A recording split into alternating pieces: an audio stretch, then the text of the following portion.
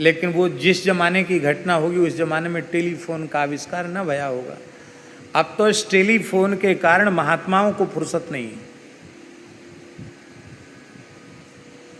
जब तक ये टेलीफोन नहीं आया था सब साधुओं की हाथ में सुमरनी या माला झोली दिखाई पड़ती थी। अब जो जितना बड़ा महात्मा उसके हाथ में उतना महंगा मोबाइल। और कई महापुरुष तो इतनी उच्चावस्था में पहुंच चुके हैं कि जब वो बैठते हैं सामने उनके टेबल लगती है तो 3-4 तरह के मोबाइल सामने रख देते हैं। जैसे हम बढ़िया आसन बिछा के अपने शालिग्राम जी को पधरा देते हैं, ऐसे ही वो बढ़िया टॉयल बिछा के, तौलिया बिछा के 2-3 तरह के मोबाइल सामने उनके ऊपर। या हंसने के लिए नहीं कह रहे हैं, यदि ईमानदारी से तिलक लगाया है, भगवान की ओर बढ़ना है, तो मोबाइल का तत्काल त्याग करो।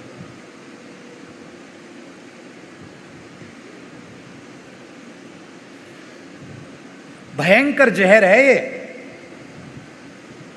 घोर पतन हो रहा है, बालकों का, बालिकाओं का, सबका पतन हो रहा है। हमारी बुद्धि इतनी निर्मल नहीं है, हमारा विवेक इतना जागृत नहीं है कि हम उसका उत्तमोत्तम उपयोग कर सकें। हम बुरा उपयोग कर रहे हैं उसका।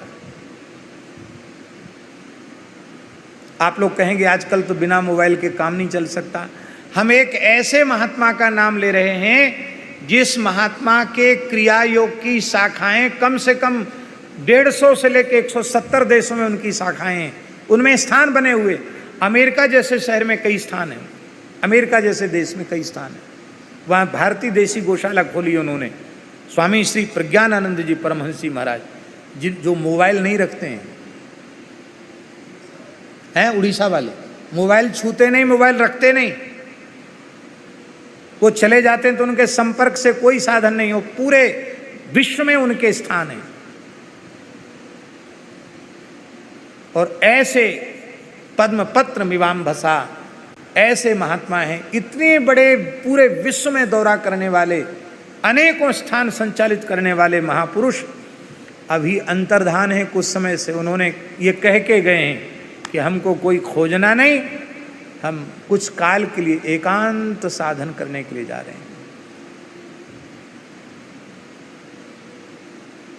एक भी व्यक्ति साथ नहीं रखते, वो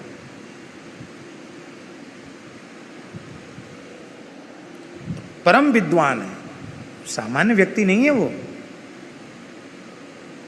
अद्भुत जीवन है उनका, श्रद्धा के योग, उनका सारा व्यवहार चल रहा है। इतनी व्यस्तता में पुस्तकें लिखते रहते हैं, मोबाइल नहीं है उनके पास।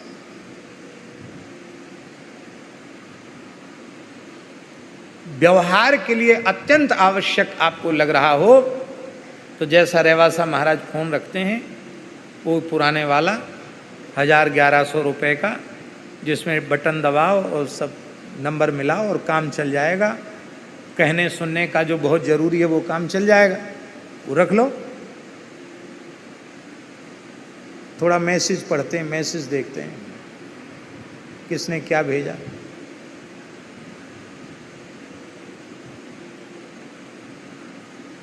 कहाँ गए रामनिवास जी? तो बैठे सामने। इन्होंने बताया कि जिस व्यक्ति ने ये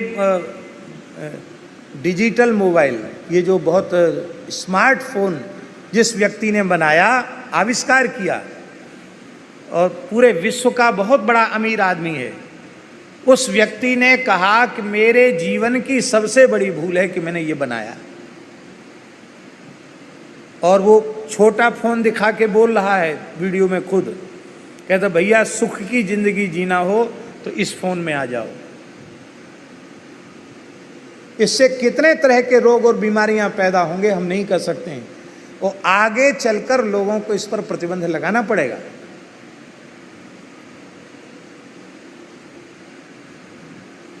तमाम तरह की घातक बीमारियां इससे पैदा हो रही,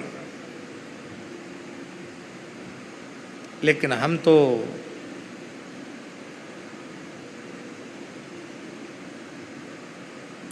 आज भंडारी जी बोल रहे थे, एक साधु के बारे में बोल रहे थे कि क्या करें महाराज, बड़े दुखी हैं। 11-12 बजे के बाद तो वो पधारते हैं, उसके बाद फिर उनके मोबाइल चलते हैं, तो 3-4 बजे तक, 2:30-3 बजे तक मोबाइल चलता है। उसके बाद दिन में उठते हैं तो ज़्यादा नहीं, 11-11:30 बजे तो सो के उठ ही जाते दिन में।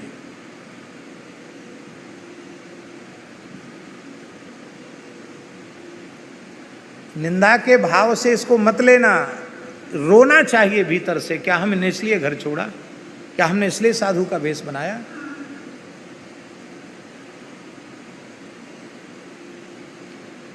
व्यर्थ में मनुष्य इतना व्यस्त होता चला जा रहा है जिसका कोई ठिकाना नहीं, कोई व्यस्तता का कोई कारण नहीं है, खुद जबरदस्ती व्यस्त हो रहा है।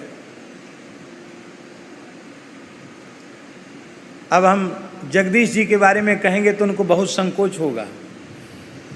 वो हम समझते हैं कि शायद 4-5 घंटे ही सोते होंगे मुश्किल से, और बाकी अहरनिश उनकी माला चलती रहती है। वो यही चिंता उनको बनी रहती कि हमारा तो अब भजन ही पूरा नहीं हुआ, भजन ही पूरा नहीं हुआ। भगवान करे ऐसा जीवन सबका बन जाए। अब प्रभु कृपा करो यही भांति सब तज भजन करो।